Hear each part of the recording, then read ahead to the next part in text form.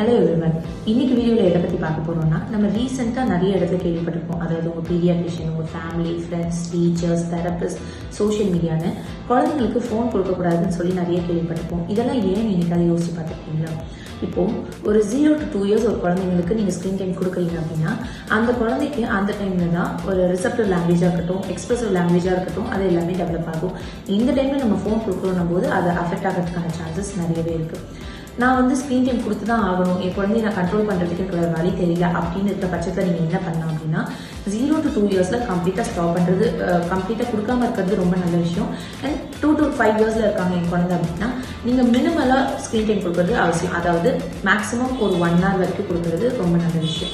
அது மட்டும் இல்லாமல் உங்களுக்கு ஸ்க்ரீன் டைம் கொடுக்குற டைமில் ஃபோன்ஸோ டேப்ஸோ இந்த மாதிரி யூஸ் பண்ணாமல் டிவியாக கொடுக்கறது இன்னுமே பெட்டர் ஆப்ஷன்.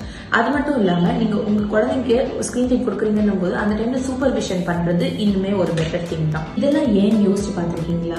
பிகாஸ் அந்த குழந்தையோட காக்னிஷன் டெவலப்மெண்ட்டாக இருக்கட்டும், இல்லை நியூரல் மெச்சுரேஷனாக இருக்கட்டும், நான் முன்னாடி சொன்ன மாதிரி அந்த குழந்தையோட ரிசப்டிவ் லாங்குவேஜ் அண்ட் எக்ஸ்பிரசிவ் லாங்குவேஜாக இருக்கட்டும், இல்லை நல்லா சாப்பிட்டுட்டு இருந்தா திடீர்னு என் குழந்தை கடிச்சு மென்று சாப்பிட்றதில்லை, அப்படியே முழுங்கிடலாம் அப்படின்ற ஒரு பிரச்சனையாக இருக்கட்டும், இல்லை ஸ்லீப் டிஸ்டர்பன்ஸாக இருக்கட்டும், இதனால ஸ்க்ரீன் டைம்னால இது அஃபெக்ட் ஆகிறதுக்கான சான்சஸ் கூட இருக்குது.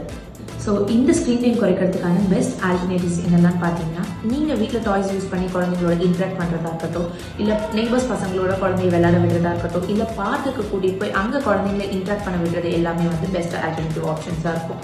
So reduce screen time and improve your child's social interaction. Thank you and stay tuned for more videos.